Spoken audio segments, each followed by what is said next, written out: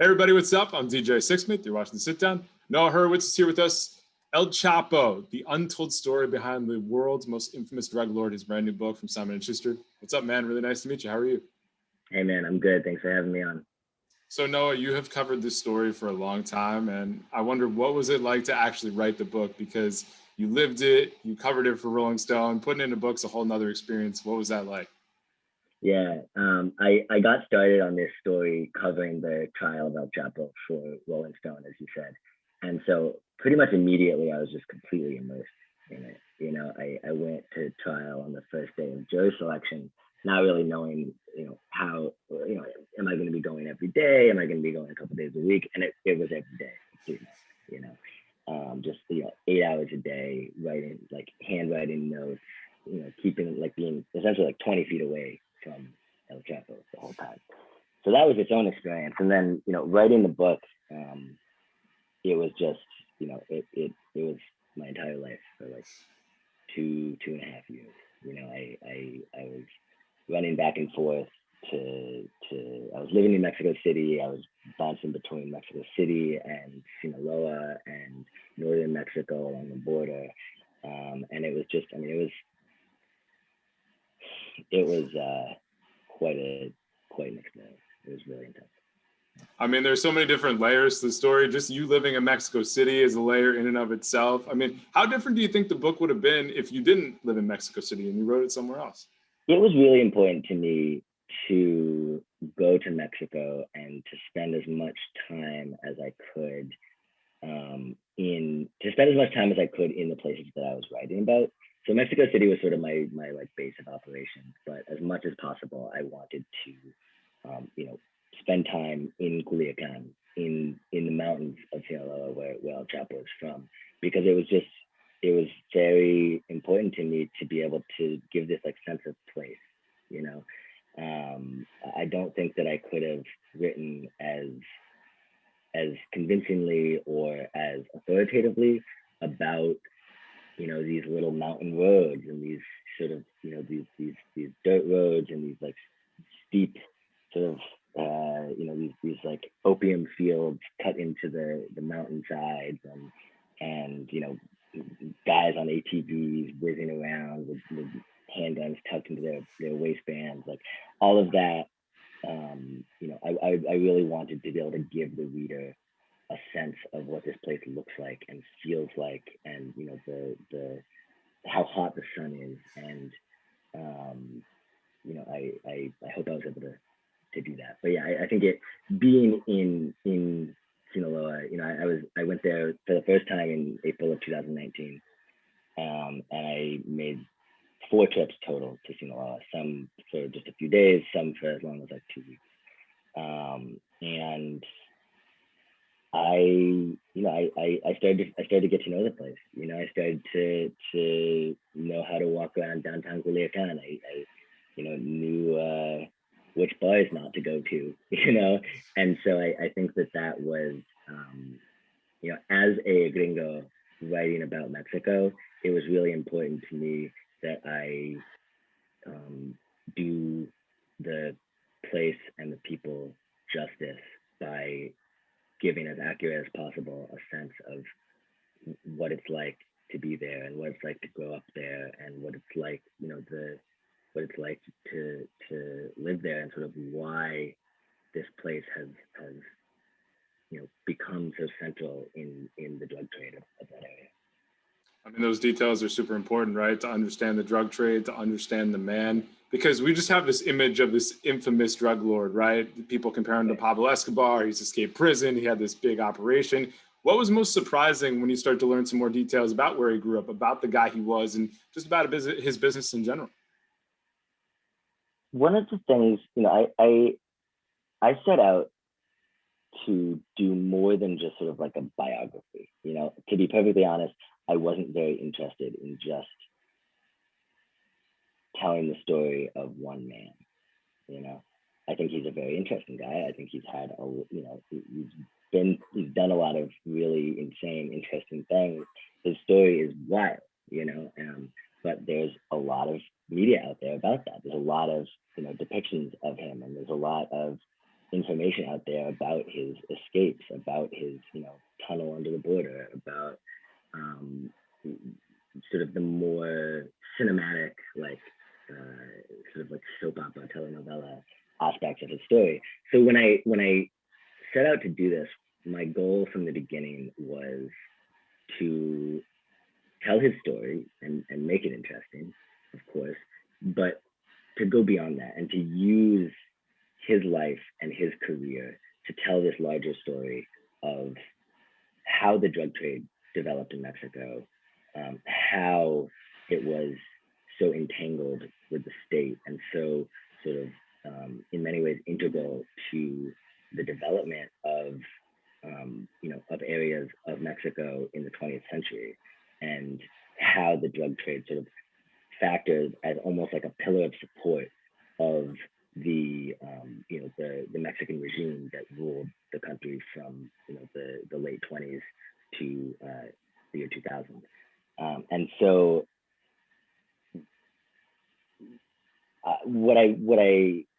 I guess what was like what I found most interesting about El Chapo himself was his early years, because there's not a lot that we know about his early years. I mean, there's this sort of set narrative, right? He was this poor boy.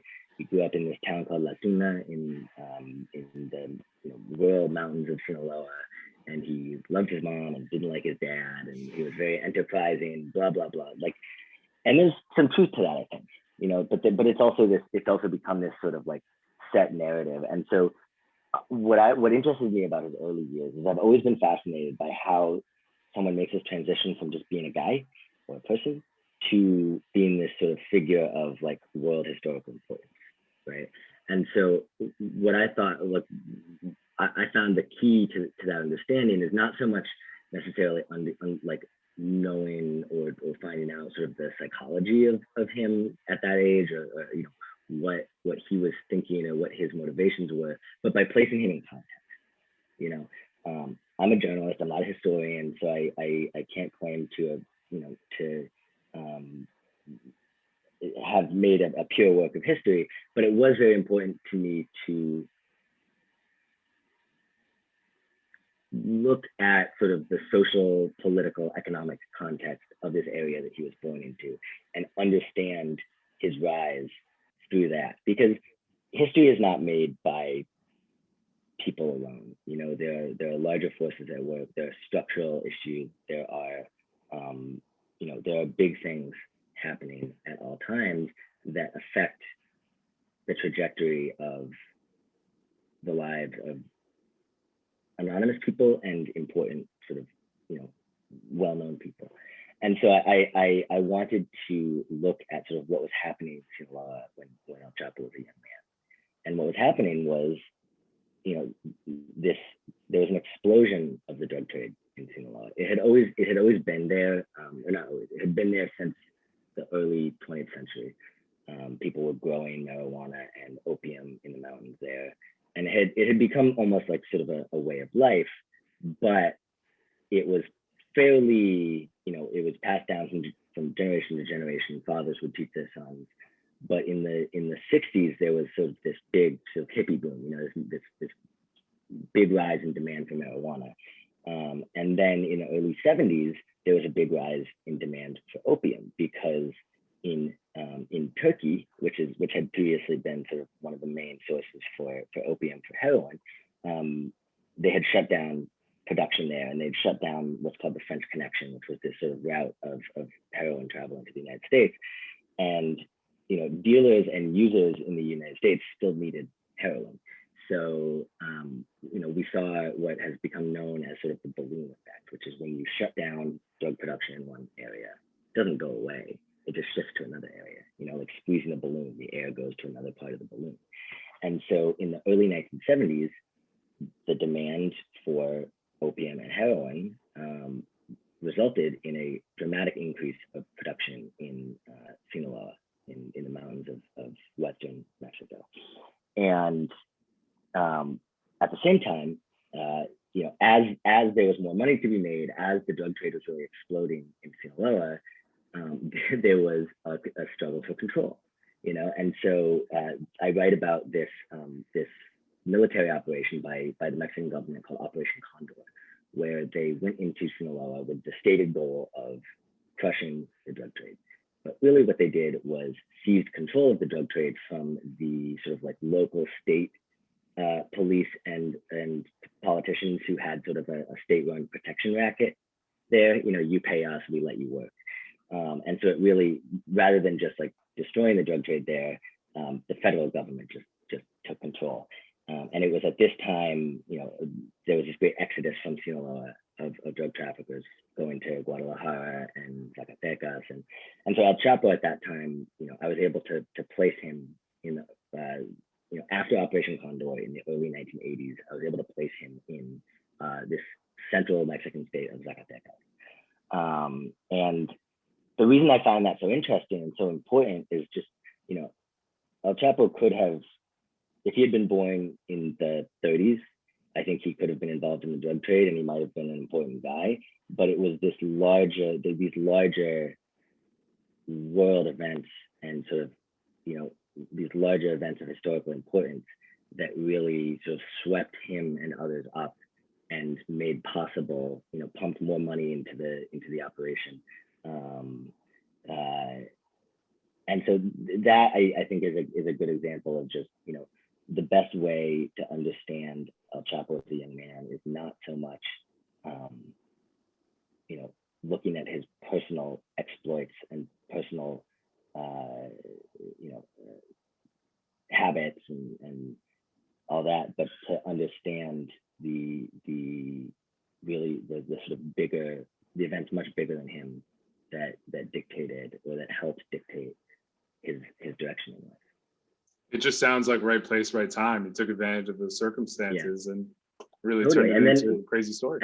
Absolutely. And then, you know, in the 80s with the rise of cocaine, the same thing happened. Again, you know, cocaine, the like Mexican drug traffickers got involved with cocaine by just moving it for Colombian traffickers, you know, but all of a sudden they were just making exponentially more money, you know. And so the fact that El Chapo was coming into his own as a, you know, as an independent drug trafficker in the mid 1980s, when this sort of cocaine boom was happening, it meant that he was suddenly, you know, he was moving a you know, 1 kilo of cocaine. He could make exponentially more profit off of that, or, you know, 1,000 kilos of cocaine than he could off of marijuana, opium, or heroin. And so again, yeah, right place, right time. You know, he was a smart guy. I'm not saying he wasn't. He was an innovative guy. I'm not saying he wasn't. But it really was this sort of, you know, time and place that helped sweep him up to the sort of level that he got to. You have sunk so much of your life into this and done so much research and written so many words about this guy. If you could sit down with El Chapo, what would you want to ask him? That's a really good question. And I've thought about this because, you know, there was right after he was captured for the last time, it came out that Sean Penn had messed with him, right? That was his big. Which was insane, by the way, right? It was insane. And you know, I've watched that. Sean Penn sent a list of questions to El Chapo, and they had him record a video, and the video is like, it's a really interesting artifact because just, you know, as like my favorite like funny part of that is it's, you know, El Chapo sitting down, he's been interviewed by some henchman who is not a journalist or a videographer. It's not the best video quality, but there's this really funny moment where El Chapo answers a question sort of with a short, like 1 or 2 word answer. And the henchman who's filming it is like, basically is like, can you expand on that? You know, he gets so into his role as like videographer and like interrogator that he's like, boss, like, come on, you got to give me more than that. But what I find really, like, I was thinking about that, you know, what would I ask El Chapo? Because in that video, some of the questions that Sean Penn asked are like, oh, come on, man, like they're sort of overly general, or you know, it's not the best interview. No offense to Mr. Penn or to my friends at Rolling Stone, but the reason that got me thinking about what would I want to ask El Chapo is honestly, like, I'm not interested in El Chapo's like opinions on the drug trade, because I think that they're self-serving, and he says like, if it was me, it would be someone else, and that's true. Mm-hmm. But I don't care about that any more than I care about the opinions of a Chevron executive on global warming. If it wasn't me, it'd be someone else. Yeah, true. You're still a monster. And so I sort of like, brief aside,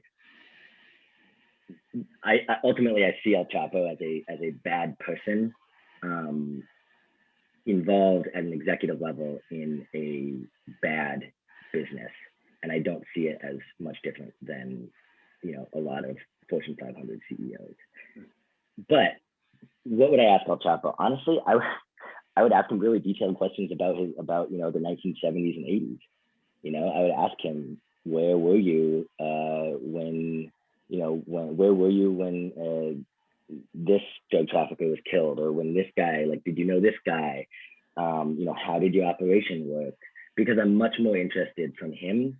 I would be interested in talking to him as a source for understanding those early years. I think that I would approach that interview the way I would with anyone who knows about a certain time and place. I don't really care about the bigger questions when it comes to El Chapo, because I don't think he has the answers. But I do think he would have some interesting stuff to say about what Culiacan was like in 1976. What Guadalajara was like in 1982. How did you first make contact with the Colombians? How did you how did you get the idea to smuggle cocaine in chili cans? Which actually, one of the things that I was most excited to find. There's just, the whole subject is so combed over. There's so much, there's so little, honestly, to uncover about many of the things that we know most about El Chapo. But one of the things that he was famous for was smuggling cocaine in chili cans. And I came across this cache of internal DEA field reports, written by this famous DEA agent named Kiki Camarena, who was famous, unfortunately, because he was kidnapped and murdered in 1985. But these were reports from the state of Zacatecas in 1983 and 1984. And buried in these like hundreds of pages of reports is a brief mention of a chili canning factory in Zacatecas that was smuggling marijuana in chili cans. And I know for a fact that El Chapo was in Zacatecas in 1984 because I spoke to a relative who was there with him. And in the DEA reports, we see the presence of this trafficker known as El Azul. And the relative told me that El Chapo was working with El Azul in Zacatecas in 1984. So we have that sort of corroboration there. And then we have this little bit of information about a chili canning factory in Zacatecas in 1984. And so that was interesting to me because that sort of smuggling route has always been held up as like, wow, Chapo was such a genius. It's like, no, he wasn't. They were doing that in 1984, So nothing's ever original, No, it's a copycat business in all these businesses, including the drug business, which you just mentioned right there. So one of the things you keep coming back to, Noah, is the money involved in the drug trafficking business, right? You can't get away from that, whether it's Colombia, it's Mexico, the impact on the United States. I mean, how do you just feel about the drug trafficking operation after spending so much time, and even just the future of it? What are some thoughts you have there? Well, it's not going away. There's a tremendous amount of money to be made, and people are going to make that money. And the reason that there's a tremendous amount of money to be made is that people like to get high. And it's honestly mind-boggling to me that we still think it's possible to make drugs illegal. Drugs have been essentially illegal since 1914 with the passage of the Harrison Narcotics Act. And they've only gotten, more advanced. The drugs have gotten more advanced. The drug trade has gotten more advanced. And part of the reason for that is that prohibition increases the profits because you can make more money from an illegal business because of the risk involved. And so it's mind-boggling to me. Like I see the idea of prohibition as essentially a utopian project, and it's crazy to me that it's viewed as sort of a pragmatic thing, as sort of a well, we can't make drugs legal, and sort of you don't understand what would happen if we like it's sort of switch on its head of like the hard-headed pragmatists of the law enforcement and DEA and FBI. They have an essentially utopian project, but I thought about that. I thought about this idea of the drug war being a failure, and ultimately I concluded that it's not a failure. It's working exactly as it's working very well for many of the people involved. It's if we view the stated goals of the drug war as stopping drug trafficking, whatever, then yes, it's a failure. But it is working really well for a lot of people. When the DEA was formed in 1973, its budget was something like $65 million, and now its budget is like over $1 billion. Wow. So the budget warriors of the DEA are having a great time. The military has the Department of Defense, the military in Mexico as well, has been able to sort of increase its power and increase its budget and its sort of role in society thanks to the drug war.